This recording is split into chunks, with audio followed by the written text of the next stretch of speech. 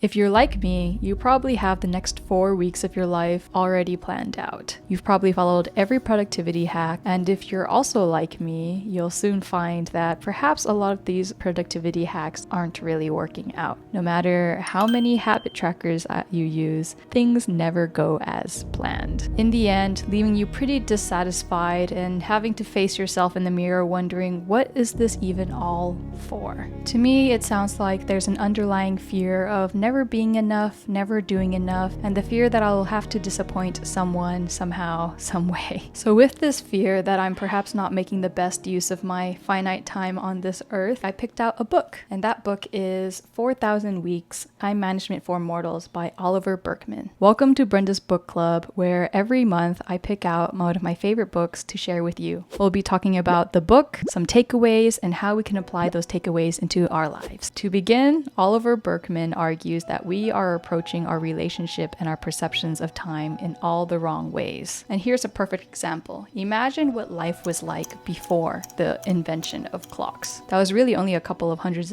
of years ago if you think about it. During that era, time was very relative. Whenever you would describe how long an activity took, you would compare it to another activity. So for example, you may say that something would take a minute or two. You may say like, oh yeah, it's only going to take about the same time it takes for you to go to the restroom. Now, once the creation of clocks were in place, it was a really great way for people to agree what time to meet up, what time to wake, what time to sleep. And that did have a lot of benefits to society. But when you start applying it to work, you can imagine that now we're asking workers to wake up at this time and to end work at this time. You're also able to start measuring how much an output of someone's labor is based on the time that we give them. And so at some point, in order for businesses to maximize profits, but also to measure output and productivity, we began to use time as a means of measurement. Now, where this starts to hurt us is while work is work, business is business, and companies want to make the most out of their money and investments in their employees, why do we have to bring that approach into our personal lives? So you can see that suddenly there is a shift in how we measure our time. Previously, it was just relative to other activities, and you are more focused on your experience of those activities, the experience of baking that bread. But now it's based off of output. How many apples can you pick in an hour? How many gadgets can you build in 2 hours? What can you do within the 5 hours that we give you to work? And so you can see this is perfectly logical for businesses who are focusing on optimizing output. Then you can see how this mentality permeates into our society as a natural way of thinking about time. But why do we need to apply this kind of mentality into our lives? Are we optimizing for output and what we can get done, or are we optimizing for life satisfaction? And if we're optimizing for life satisfaction, and clearly our current way of trying to make more time to do more of the things we want to do for output is not bringing us peace, is not bringing us fulfillment, and we are actually feeling more burnt out or dissatisfied with our lives because of the things we need to get done, then doesn't that mean we need to reconsider how we view time and what our relationship with time is? So Oliver Burkeman goes on to explain how this perspective focusing on our output ends up manifesting into some unhealthy productivity habits. Now, I won't be able to go through all of them, but I wanted to share 3 of them that I'm personally guilty of and how we can fix it. First, I'm really guilty of this is FOMO, the fear of missing out, the feeling that I should try to fit in as many things as I can so that I won't miss out on anything. And this could take on the form of like maybe at my company, we have a happy hour that I want to attend, but my friend is also hosting a birthday party on Saturday, and I need to make sure to visit my family on Sunday. And as a result, I also don't really have any time for me to focus on doing things that I like to do. So let's say I'm able to check off the list and be able to attend to all of these things. It usually either leaves me burnt out or it leaves me feeling like I'm just checking off something off a checklist, but I'm still feel like I'm not really that happy because I'm just stretching myself out so thin. And the quality of my relationships that I was trying to build feels a bit flimsy because I'm already trying to focus on what it is I need to do next and not so much enjoying the time I have with them now, not focusing on the next time block that I have to move on to soon. Now, Oliver Burkeman's solution to this is settling. And I think a lot of us usually think that when we think of settling, it usually has a negative reputation, as if we are not trying to aspire to this better ideal, and instead we're just settling for mediocre when that's actually furthest from the truth. Here's an example. Imagine you're playing a video game. And in the video game, there's a tutorial section where you're able to kill monsters, level up, and slowly decide what job you want to take. The job could be like mage, magician, bandit, fighter, warrior, healer, anything of the sort. And as you can see, we're sort of applying this to life as well. And oftentimes in those games, you'll eventually have to decide which job you want to choose. For me, I tend to choose healer or cleric. You'll be training, you'll be increasing your stats that focus on healing, and you'll be leveling up. And as you level up, you're able to unlock larger, cooler dungeons. And at those dungeons, you will meet a lot more cooler people who are also at that level, who will challenge you in different ways and introduce you to a whole new world, literally a whole new map of the video game.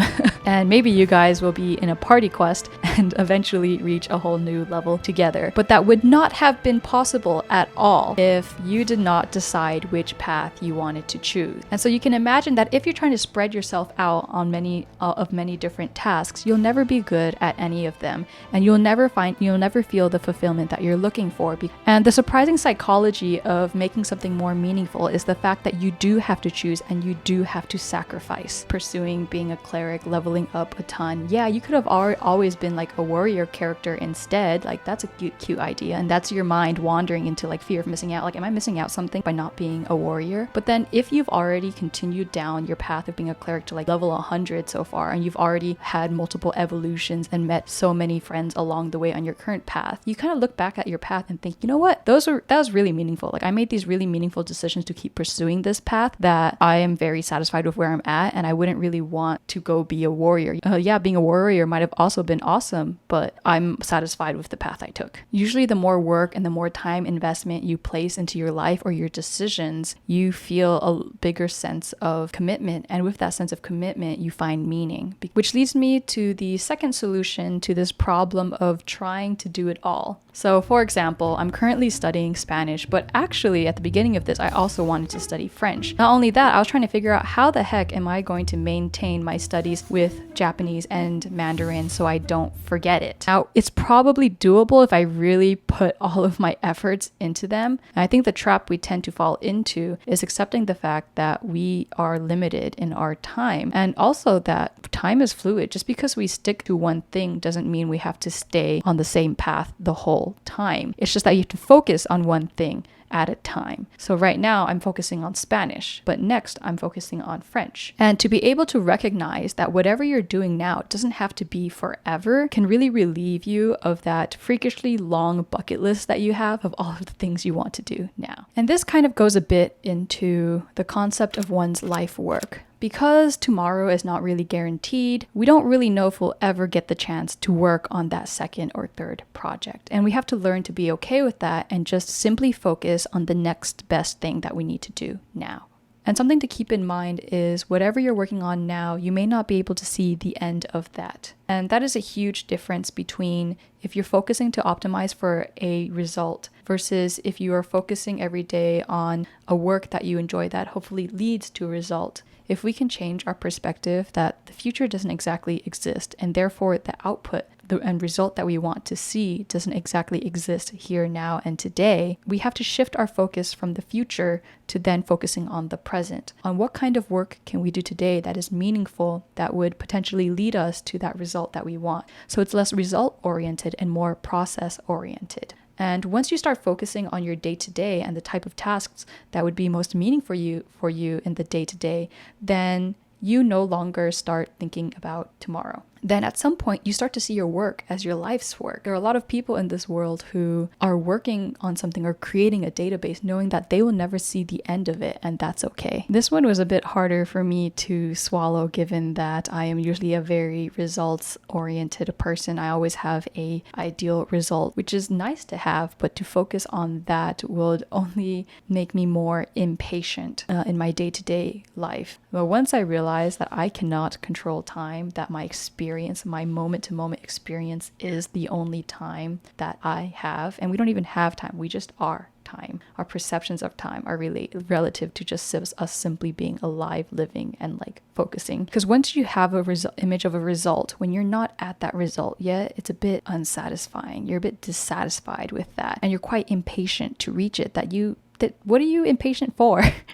Like, honestly, there will always be something to do. And even after you reach that result, there will always be a new goal to meet and to reach. So the question is, why rush? And why not just enjoy the process that we're going through now? And lastly, the other trap that I fell into is that usually when I'm busy time blocking on my calendar and I expect to do this at this time, a lot of things never really go as planned. Maybe my mom wants to help her run an errand. Maybe my friend got into a bit of a mess and I need to go and help them out. And suddenly these regular, normal life situations that are inevitably going to happen are suddenly seen as inconveniences that cause you frustration because your life or your day is not going the way that you expect it to, that you planned it to, that you are trying to control for, when in fact you really cannot control time. And so if these are inevitabilities, maybe we have to change our relationship with time and flow with it more, to accept that these are normal parts and to not strive to such a high perfection, to put a check on everything you need to do in your day. And even more so, you will find that actually a lot of these random inconveniences of someone needing to put themselves and insert themselves into your nicely curated schedule is a part of the experience of having life satisfaction, because these are actually opportunities. I could help out my mom, I can help out my friend, and these serendipitous moments of being available to them are part of what's making life more meaningful, right? These social connections that we care about, and these moments that we are able to stop what we're doing to go help them. That choice is also a sacrifice, and that makes that choice of helping them all the more meaningful, because you are sacrificing the work you need to do done, maybe that errand needs to get done, for their needs. And for some, that may seem like a scary commitment, but it's through commitment that we actually find more meaning, because we are making these decisions. We are facing what is in front of us and acting on it, which makes us feel like we're moving forward. Versus if you don't commit to anything, you don't help out, you don't change your schedule, and you're working towards what? Optimized output? I know there are some people who love to maximize for their freedom, where no one can tell them what to do or control their schedule or when they decide to do something. And if that's the life you enjoy, go for it. But for me, it sounds a bit lonely. And I find that a lot of social interactions are a lot more meaningful when we're able to do things like to give our time and efforts to someone else and someone gives it to us in return. Not that they have to, but it is a pleasant gift if they do. And in the second half of the book, we will soon discover that in a big paradox, the only way to be productive in our lives is to let go of our control of time, to acknowledge that time is not separate from us, we cannot have time, and that time is just our current lived experience. We are time. And if we can acknowledge that, then we can then be productive in living a more fulfilling life. It's a bit of a paradox. By trying not to be productive, you end up being productive, which is the wisdom of every single advice you'll ever really need in life. For example, if you're trying so hard to be happy, you will not be happy because you'll be too focused on the act of trying to be happy, and it's as if happiness is separate from you. You seeing where we're going here, right? So if you're trying so hard to be productive, you will never be productive, because being productive means as if productivity is separate from you, controlling your time is separate from you, time is separate from you, when it actually is not. It is you. You are time. It's like that basic Rush Hour quote is like, I am you, you are me. That's literally it.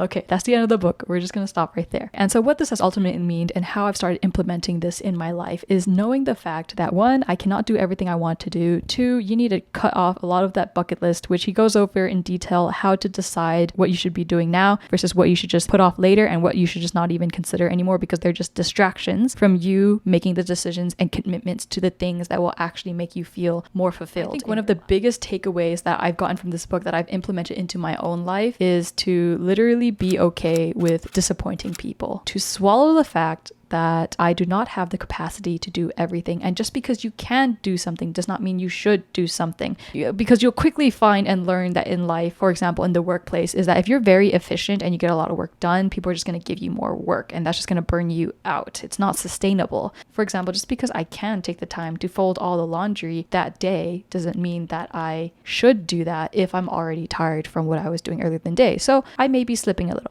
I wouldn't be perfect. I'm going to slip. I'm not going to be doing some laundry that day. The dishes might go a little bit unwashed, piss off your family members. It really depends. Obviously there's a compromise on where you want to start implementing these kinds of disappointments, but something has to give. And a lot of times, if you're like me, You might have previously put the needs of others above your own, and that's just not sustainable. Obviously, that's why we're here right now. I have to for sure prioritize the things that I want to get done, and I want to prioritize not disappointing myself in the things I want to get done. And at some point, I've learned to say no to a lot of things, but I've also learned to work on some projects, and sometimes things don't get done. And then I just disappoint people. And it's a really hard pill to swallow. As long as I'm spending my time focusing and doing well on the things that are important to me, then it is okay to slack off a little bit in other aspects of my life and face the consequences of those. Hopefully they shouldn't be that important that if it would jeopardize the quality of your life that greatly. And you don't need to prove to anyone why you are so great at doing everything. Literally just suck. Embrace the suck. If you can embrace the suck, you can then also be able to embrace the highs, the wins, the take the L's to get the W's. If no one knows slang, it just means take the losses to get the wins. That's how the paradox works. And surprisingly, the more you do that, the more wins you get. Versus if you're always constantly trying to win, you will get easily burnt out. You will not be happy at all. And you will be constantly running away from a fear of those L's, those losses, and you'll never be able to fully appreciate those wins when those times come. So yes, I know, Mr. and Mrs. Perfectionist, I know you can do everything really well. I know you can get it done. We know you can, but doesn't mean you should. And so conclude, you'll never be productive, and that's okay. And the irony of accepting that you'll never be productive is that you will actually end up being productive in your life because you have adjusted the benchmarks that you measure productivity in your life. You've adjusted the measurements with which how you perceive your time. And as a result, you get to live a more fulfilling, meaningful life with the limited time that you have in this world that is not even guaranteed. Time is borrowed time. Tomorrow is not guaranteed, but you embracing the time that you're living now is already a form of living a meaningful life, a very productive life. Now, I definitely didn't get to go through a lot of the ideas, tips, and tricks that are introduced in this book, so I highly recommend when you get the chance to check this book out at your local library like I did, or to purchase it at your nearby bookstore. While the book is not perfect, no book is, it will definitely have you changing the way you decide how to spend your time. And if you enjoyed today's episode of Brenda's Book Club, it would really help if you can click like below and also subscribe if you'd like to see more episodes of Brenda's Book Club. And lastly, I want to hear from you in the comment sections. What's your relationship with time like? And are you pretty content with how you're currently spending your time? If not, why? And if yes, what do you think are some awesome ways that you've been approaching time that has really helped you throughout the years? Okay, see you guys in the next video.